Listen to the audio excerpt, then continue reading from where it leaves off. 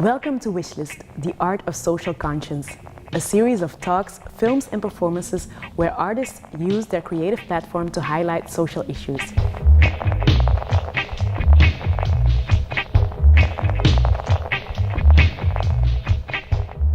For this edition, we welcomed legendary filmmaker and DJ Don Letts. He gave a talk on the myth and reality of how the punks and dreads became united through music. He also screened his 2017 film 2/7's Clash.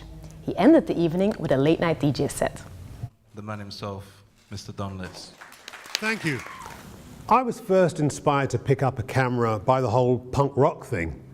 In 1977 or the late 70s, punk rock exploded in the UK and created a kind of cultural ground zero. I'm looking around, all my white friends are picking up guitars and I wanted to pick up something too, and the stage is getting kind of full up. And about 6 years previously, I'd seen a movie called A Harder They Come, Jamaica's most famous film. And I was really taken by the power of cinema to kind of inform, inspire and entertain. And I had the idea that maybe I'd like to express myself visually. But in the early 70s, for a black man to enter that arena, ridiculous. 5-6 years later, punk rock explodes, DIY, I pick up a Super 8 camera and reinvent myself. Don Letts, the filmmaker. And then my girlfriend, a girl called Jeanette Lee, who now runs Rough Trade Records, she was into reggae as well. There's a lot of white working class kids who are into reggae. Anyway, she takes me to see The Clash and I kind of go resisting, like, I'm fucking interested in this.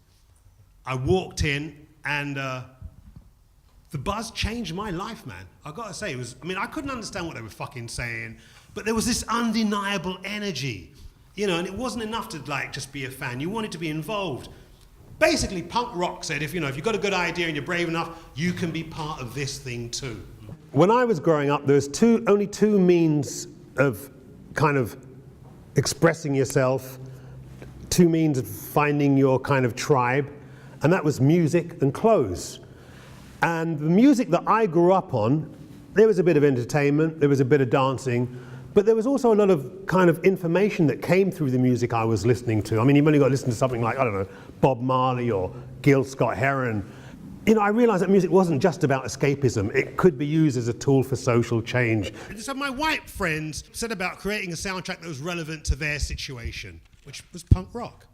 It was pretty crazy. I mean, the beautiful thing about the Roxy was this whole cultural exchange that I really didn't think about till after the fact. Yeah.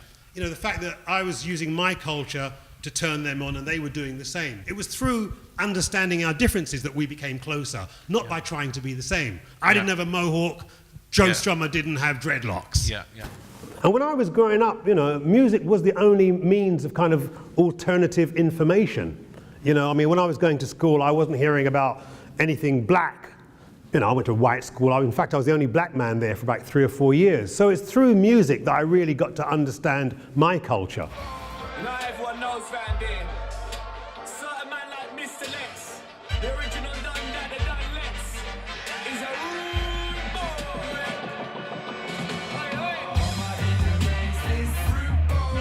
Rude boy thing. He was raised in the dark. It was tough, and that's an understatement. What's funny is my parents came to the UK as part of this thing called the Windrush generation. Any of you familiar with that? And it was a guy called Enoch Powell, who was Minister of Health in the 1950s, that asked the people from the Afro-Caribbean countries to come and help rebuild the UK after the Second World War. In 1968, this dude had a serious change of heart. And he made a very famous speech, which you can Google or whatever, called the Rivers of Blood speech.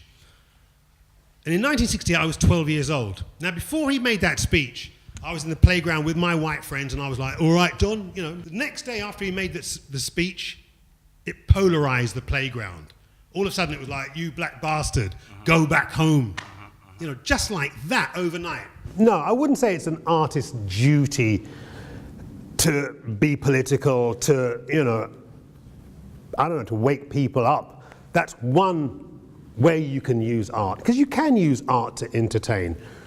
But it can also inform and inspire, as I said. And that's sort of the angle that I'm coming from. I'd like to think that my work has some kind of political content, but it's politics with a very small p. For me, it's all about using culture to bring people together. I mean, I haven't got aspirations to kind of change the world. I'm more likely trying to change the guy that lives next door. We have the aura, the A, the S, the T, the A, the F, the A, the R, the I, the R, the A.